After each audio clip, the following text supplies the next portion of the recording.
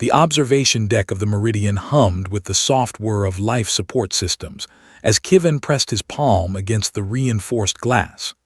Beyond, the Jara battlecruiser hung in the void like a crystalline cathedral, its hull refracting starlight into impossible colors that human eyes struggled to process. "Don't stare," Anna muttered beside him, her fingers dancing across a datapad. "Their optical sensors can detect pupil dilation from 300 meters. They'll interpret sustained eye contact as a threat assessment." Kivin pulled his gaze away, focusing instead on Anna's reflection in the viewport. Dr. Anna Reeves, xenolinguistics specialist, had spent the last 8 months preparing humanity's first formal diplomatic contact with the Jara collective. Her auburn hair was pulled back severely, and the stress lines around her eyes had deepened since they'd entered Jara space. "How long until they board?" Kivin asked. 17 minutes. Commander Jara travels with perfect punctuality. It's neurologically hardwired into their species, something about stellar navigation patterns encoding temporal precision into their evolutionary psychology. Anna scrolled through her notes, her jaw tight. Remember the protocols. No physical contact, no questions about their homeworld's location, and absolutely no comments about physical appearance. To the Jara, aesthetic observations about individuals are deeply invasive, equivalent to discussing someone's medical records in public. Kivin nodded, though his stomach twisted with anxiety. As humanity's liaison officer, he'd undergone 6 months of training for this moment. The Jara collective controlled 17 star systems and possessed fusion technology centuries beyond Earth's capabilities. This meeting could mean unprecedented technological exchange or complete isolation from the galactic community. "I've got this," he said, more to convince himself than Anna. She looked at him then, really looked, and something softened in her expression. "I know you do, just follow my lead." The Jara communicate in contextual layers. Every gesture carries meaning. Every pause signifies intent. The airlock's proximity sensors chimed. Kivin's heart rate spiked, and he caught Anna glancing at the biometric display on her wrist. She was monitoring his vitals, ensuring his stress levels wouldn't trigger the Jara's threat detection instincts. The airlock cycled, pressure equalized with a hiss that made Kivin's ears pop. Then Commander Jara entered. Kivin had studied hundreds of hours of Jara footage, but nothing had prepared him for the reality. She stood nearly 7 feet tall, her body structure humanoid but distinctly alien, elongated limbs that moved with disturbing fluidity, skin that shifted between deep violet and midnight blue depending on the light angle. Her face was angular, almost geometric, but it was her eyes that arrested all thought. 3 of them, arranged in a triangular pattern across her face, each iris containing what appeared to be bioluminescent fractals that pulsed in complex patterns. They were stunning, like staring into galaxies compressed into orbs, mathematical beauty made biological. "Commander Jara," Anna said, executing the formal Jara greeting, right hand placed over her heart, then extended palm down at chest height. "The Meridian acknowledges your presence. We carry our civilization's hope for mutual understanding." Jara's translator device, a small crystalline structure attached to her thorax, rendered her response in flawless English, though the voice was eerily synthetic. "Dr. Reeves, your linguistic precision honors this occasion. I reciprocate humanity's hope." Then those fractal eyes turned to Kivin. Every instinct screamed at him to look away, but that would signal disrespect. He held her gaze, or rather, the gaze of her primary eye, as Anna had instructed. "Liaison Officer Kivin," Jara said, "your species demonstrates admirable courage in reaching beyond your stellar neighborhood." "Commander," Kivin replied, mimicking Anna's greeting gesture, his voice almost steady, "we're honored by your willingness to meet. The Jara collective's reputation for—" The words died in his throat. Those eyes, the patterns within them shifted and flowed like living mathematics, and Kivin realized they were displaying data, complex information streams that his mind couldn't process but found hypnotically beautiful. "Your eyes," he blurted, then immediately wanted to tear out his own vocal cords. "They're beautiful. I've never seen anything." The temperature in the room seemed to drop 10 degrees.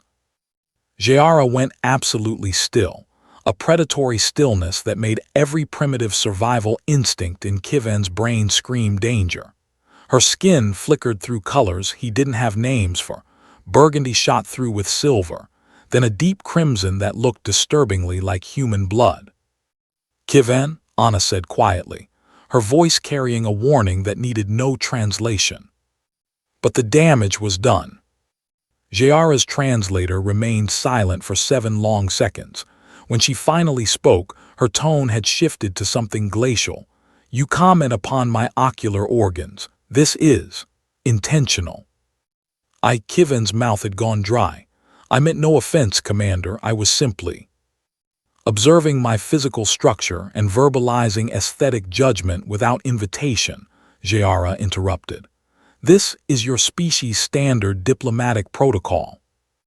Anna stepped forward slightly, her body language shifting into what Kiven recognized as her emergency containment mode. "Commander, please." Officer Kiven spoke from cultural ignorance, not disrespect. In human social contexts, commenting favorably on someone's appearance is often intended as a gesture of, "You defend this." Jayara's 3 eyes all focused on Anna now, and Kiven saw the xenolinguist flinch despite her training. "You permit your subordinate to engage in what the Jara consider intimate boundary violation during first contact." The word intimate hung in the air like a bomb. Kiven's mind raced through his training materials. The Jara reproductive cycle was complex and partially telepathic.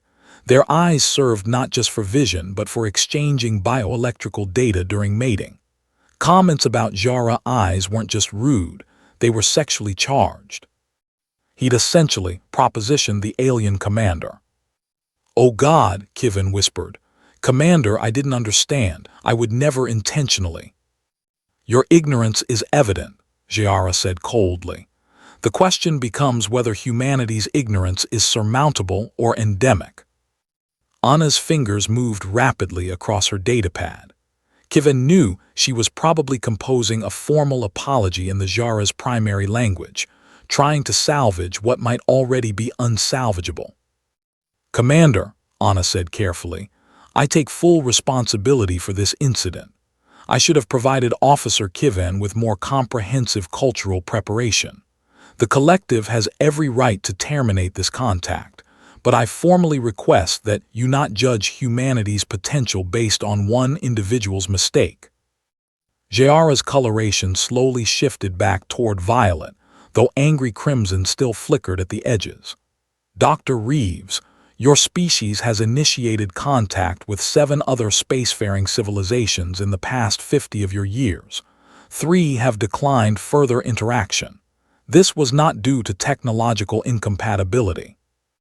The implication hit Kiven like a physical blow. Humanity had a reputation among the stars, and it wasn't good. "We're trying to learn," Kiven said quietly. "I made a terrible mistake and I own that completely, but we're not all this careless. Some of us genuinely want to understand, to bridge the distance between our species." Jayara's eyes pulsed with that hypnotic fractal pattern again. Kiven forced himself to look at her shoulder instead, a neutral zone. "Understanding requires more than desire," the commander said. "It requires humility, the recognition that your perspective is not universal." "Yes," Kiven agreed. "I understand that now, painfully." A long silence stretched between them. The Meridian's environmental system cycled, changing the air pressure by a fraction. Kiven could hear his own heartbeat. Then something unexpected happened. Jayara's skin shifted to a pale lavender, a color Kiven's briefing materials had described as indicating contemplation. "Your emotional distress is genuine," she observed.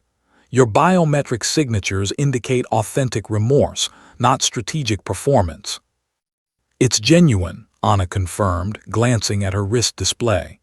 His cortisol levels have tripled, pupil dilation, elevated heart rate, all consistent with genuine emotional distress.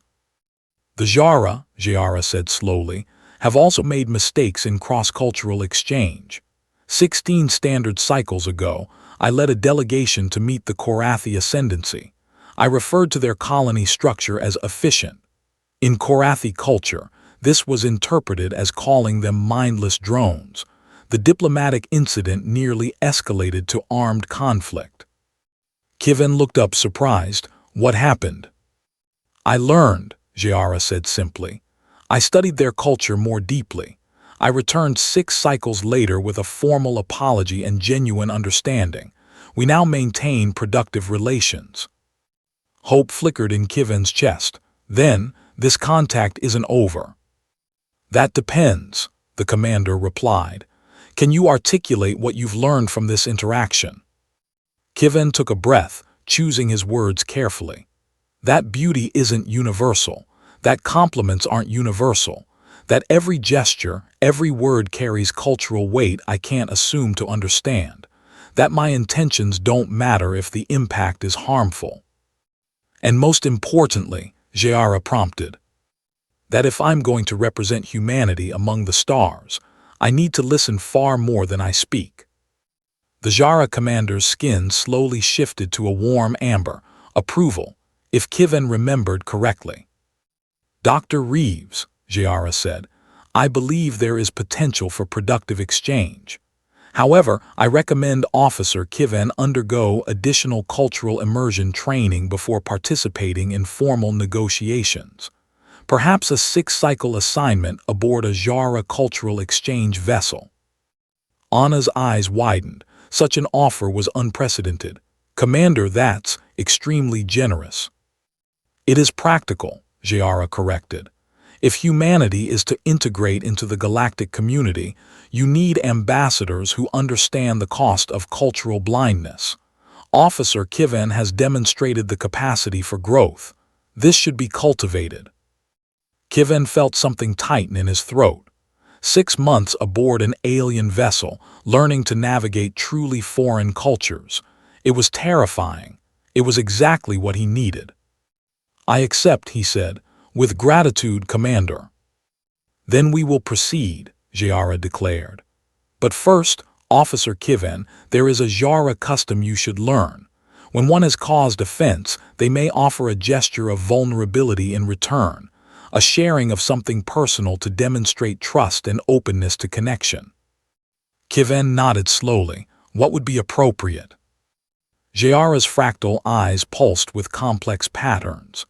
You may ask me one question about Jara culture that would typically be considered invasive. I will answer truthfully, accepting the same vulnerability you inadvertently forced upon me. The offer was stunning in its generosity and its calculation. Jara was teaching him through demonstration what reciprocal cultural exchange looked like. Kivin thought carefully. Then, what do the patterns in your eyes communicate to other Jara? Emotional state, neurological activity, and in intimate contexts, genetic compatibility data, Jara replied.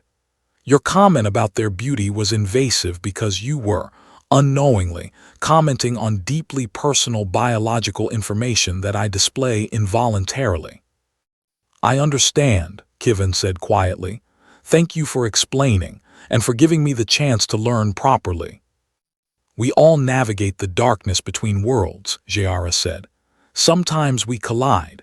Sometimes we learn to move together. Today we have done both. As the commander departed, Anna exhaled shakily. That, she said, was either the worst or best first contact in human history, possibly both.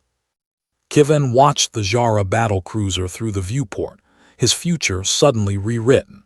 He'd made a catastrophic mistake, and somehow earned a chance to become exactly what humanity needed. The stars had never looked more beautiful or more alien.